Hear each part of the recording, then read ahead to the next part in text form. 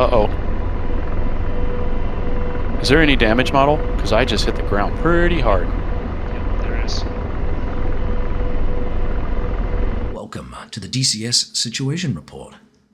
Your expected approach time 3-4, approach button 17, the altimeter 2997.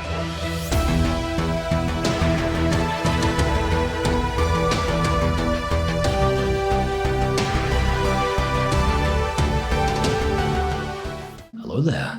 Welcome back to the channel. If you're tuning in for the first time, a special welcome. Stick around as we talk about news and information about DCS World. It's been a very long time since we've had an open beta patch from the ED team, and as a result, this latest patch featured a massive number of changes, fixes, and adjustments across the board. The biggest injection of content was, of course, the early access release of the amazing AH-64D Apache, adding another combat helicopter to ED's growing stable of sophisticated full-fidelity aircraft. We will come back to that topic in a few minutes here, but for now let's delve into some of the highlights within the patch as part of our typical housekeeping news information. Well, as mentioned, that changelog is pretty extensive, and 3 aircraft I noticed in particular received massive updates. One was the F-14 Tomcat by Heatblur Simulations, and they have completely revamped the autopilot system, and this apparently was no mean feat for Heatblur, so we'll come back to that in a little bit. The Viper by Eagle Dynamics we know about. Obviously, Wags spent quite a bit of time on videos for the Viper, and the other aircraft that may have slipped under the radar was Razbam's Mirage 2000C, which, as I said, like the other aircraft, also received numerous updates. We'll start, of course, with the Viper because that's freshest in most people's mind and probably doesn't need too much going over. But as mentioned, the G onset and instantaneous turn rates have been adjusted. Now, the G onset is how fast the aircraft can generate G. Previously, apparently, this was too slow. The instantaneous turn rate is the turn rate when the aircraft is either losing or gaining speed rather than at a sustained speed. Note that the ability of the aircraft to generate G highly depends on the aircraft's weight, drag index, altitude, and engine settings, so on and so forth. Now, in addition to these, of course, as previously discussed in Wags' videos, they did a lot of work updating the data link system, so more information can now be shared between aircraft. This includes things like the sensor point of interest sharing, the mark point and steer point sharing, and also harm targeting system, or HTS, target sharing as well, so pretty sophisticated. They've added in a few things like training bombs for LGBs and high drag bombs and the BDU-50 low drag. So we've got some more options there. They've also added this nifty little feature, and that is the audible lock sound for when the ACM radar modes are engaged, which is pretty cool. One thing that I did note that was interesting here is the fuel apparently was off balance, the internal fuel that is, which was inducing some roll. So that's good to know. There is that tendency I've noticed, but I always put it down to something else. So yeah, interesting to see how that comes together as well. So good news for Viper fans. I haven't tested these systems yet myself. Obviously, I've been busy with the Apache. Now, the biggest update, I think, and probably deserves its own video, was the update to the F-14 Tomcat. And as mentioned, they have completely overhauled the autopilot system. And the reason for this is they wanted to create a system that mimicked more realistically the actual autopilot in the aircraft. And it includes some really cool things. And I will, as I think I need to do a separate video on this just because of how sophisticated it is. They're telling us that it was no small feat to do it, and it should have a significant impact on the flying of the F-14. The design considerations for the overhaul were to bring it closer to reality and make the code more modular, future-proof, and extensible, and to ensure it is flexible enough to handle any future flight model updates and handling tweaks that are still planned for the aircraft, which is exciting. So a couple of things that are interesting to note. They have now introduced a pressure system so that when it is in certain autopilot modes, pressure on the stick will induce what they call control stick steering, and you will be able to make adjustments to the aircraft's attitude And in that mode, you should also be allowed to use, depending on the mode, the trim. But once pressure is released, then it will re-engage, and of course the trimming will not be available. And I'm simplifying here, I might add. One thing I thought was really interesting, and this is going to need more analysis, is the ground track hold. Now, it's a new feature that has not been present in the F-14 before. The system works similar to a heading hold, with the difference of holding track over ground versus adjusting for a heading if a heading drift is present, for example, due to high winds aloft. So I'm going to spend some more time looking into this, but this is really, really fascinating stuff. Now, a big part of this update also was the ability to switch seats in multiplayer, which is probably what most people are interested in rather than necessarily the autopilot. But this has been a long-standing and frequently requested feature according to Heatblur, and I've had this discussion myself in multiplayer for aircraft like the F-14, for example, and also some of the helicopters, and even some of the third-party modules. And they previously haven't been able to do it. According to Heatblur, though, recent structural changes to the DCS codebase made this actually possible for them to implement. And you can now actually switch between the pilot and the Rio seat online, just as you can in the single-player version of the game. Now, apparently 2 players can currently occupy the Rio seat at the same time. The pilot in such a case should really switch back to the pilot seat to prevent any bugs. So they hope that this can be inhibited in the future, so when a human player does join an aircraft with only 1 player in the Rio seat, the plane's owner will be automatically dumped to the pilot seat. So we'll see how that unravels, but even this feature, as raw as it is, will be highly valuable, I think. Now, they also made some updates to the radar, and they have adjusted, or removed at least, the main lobe clutter filter from the PD, or pulse Doppler single target track mode, or sub mode. They did some research on this and found that they realized that the MLC is designed to be used in pulse Doppler search modes where Doppler filters are used, and thus not used in pulse Doppler single target track, as it uses the velocity tracker instead. So a little adjustment there to the radar system. So again, a very, very comprehensive overview that I can't delve into more just because of brevity. We'll switch here, of course, to the Mirage, which I think, again, received some significant updates worth mentioning. Now, a couple of things worthy of note are the landing gear handle sound has been introduced for the Mirage, more realistic amber alarm sounds. For the RWR display, they've also added new realistic alarms, and they've also added new symbology for damaged serval sensors. In addition, the detection model is now less accurate and more realistic for azimuth and range, and some of the contacts, therefore, of the same type and similar direction could be seen as a single unit. There's also now damage model blinding from some angles with wing or tail damage. In the self-defense systems here, they've adjusted internal decoy quantities, 16 flares and 112 chaff. These are not interchangeable. And they've also adjusted the flare firing directions. There are several bugs here, like the mirrors not being clickable in some cases, and the AI wingman lights, the canopy handle unfolded when hot start, so on and so forth. But obviously, the fact that they're aware of these will be adjusted at a later stage. One aircraft we don't talk about a heck of a lot, and that is the Gazelle by Polychop Simulations. This received several updates, a good dozen here, which is good news. I think this in part may be because of the full staffing situation that Polychop now has, and they are moving ahead with the Kiowa, of course, and a lot of people ask about the Gazelle. And there's a little bit of a disappointment in the fact that there wasn't a lot of attention to it.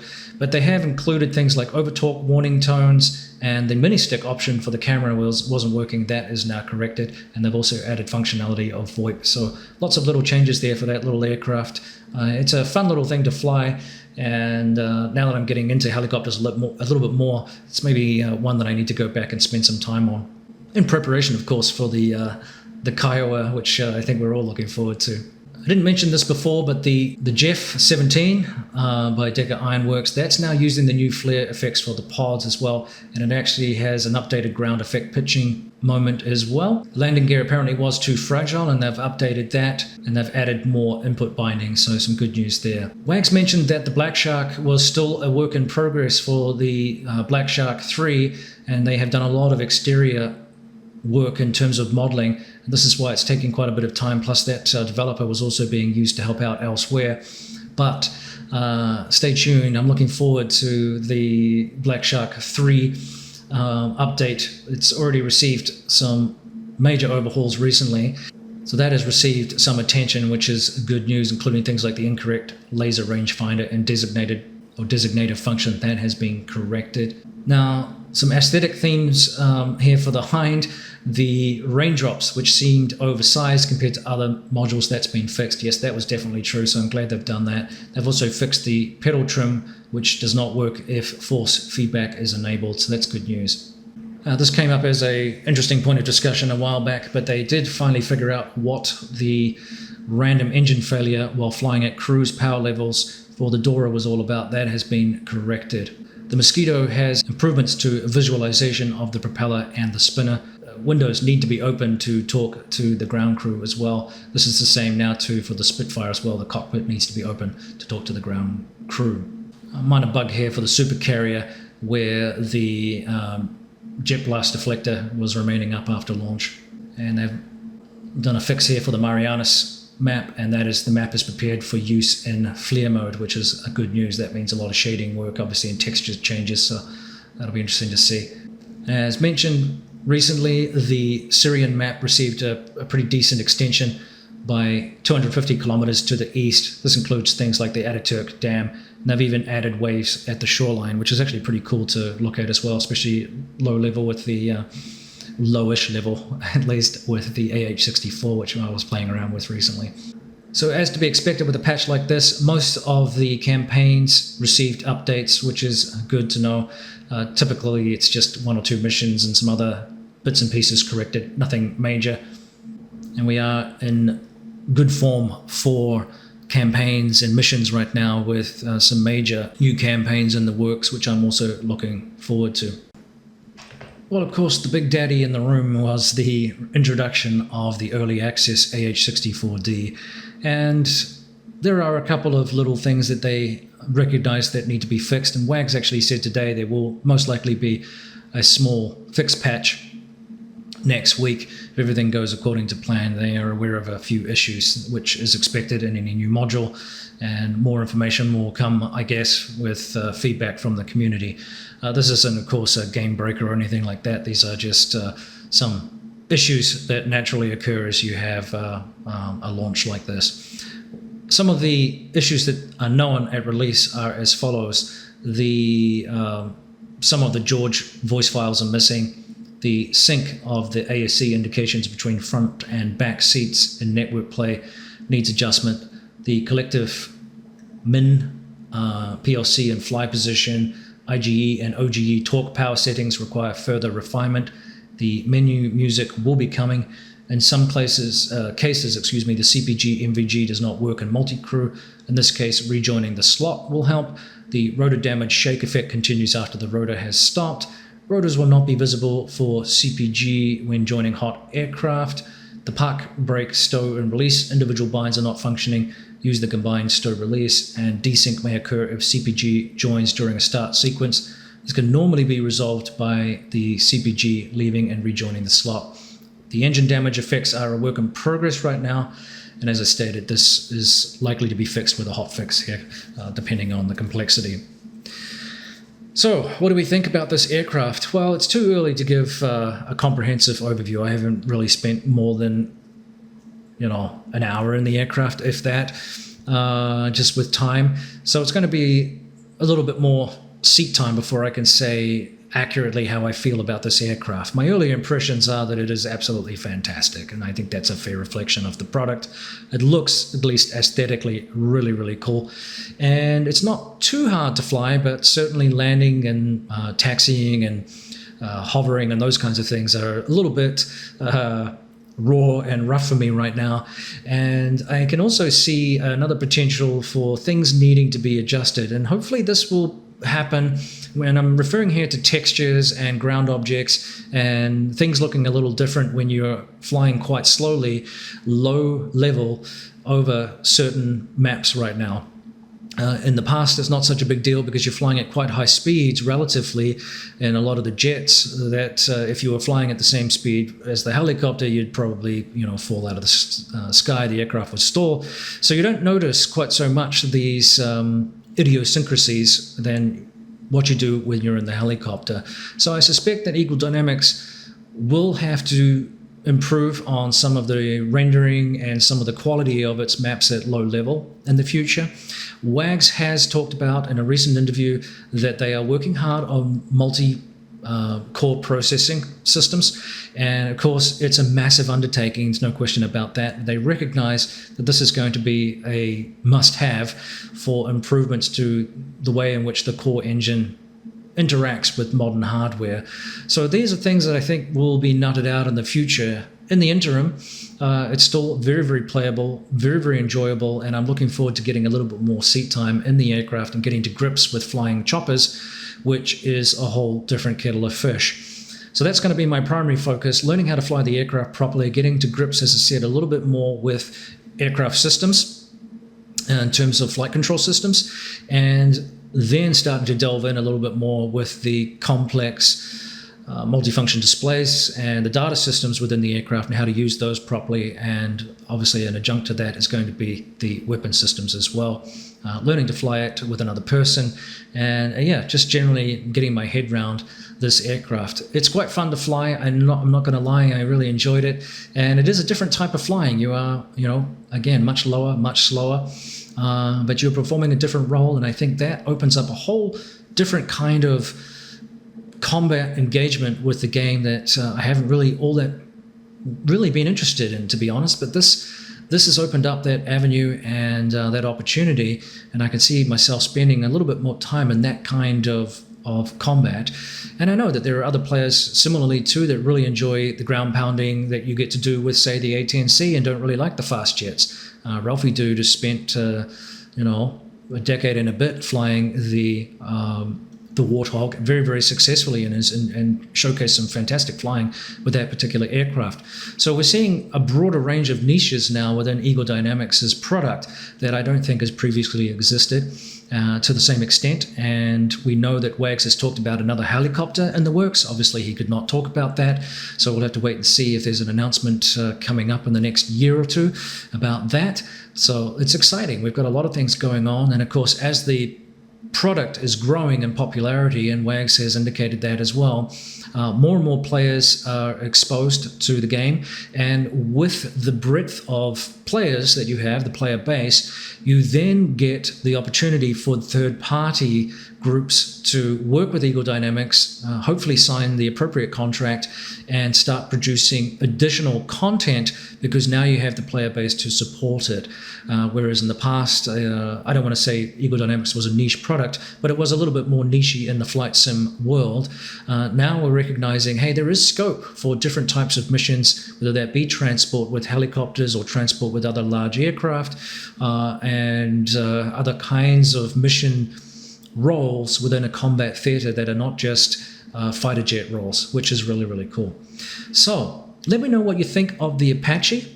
I will refer you to the link for the changelog. It's very, very interesting changelog, just too big to go through. I would like to spend a little bit more time digging into what Heapler's done with the F-14, which I couldn't do with flying the Apache, and also just the, again, brevity with this particular newsletter. We'd be here for hours with that. So stay tuned. There may be more information to dig into there in another video. In the interim, I think this brings us to the end of another DCS situation report for this week. I want to thank you all for tuning in. If you like the content, don't forget to give it a like, and don't forget to comment in the comment section below.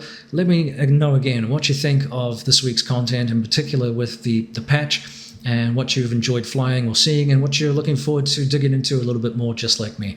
That'll do. Take it easy, everybody. It's Prickly Hedgehog out. Cheers.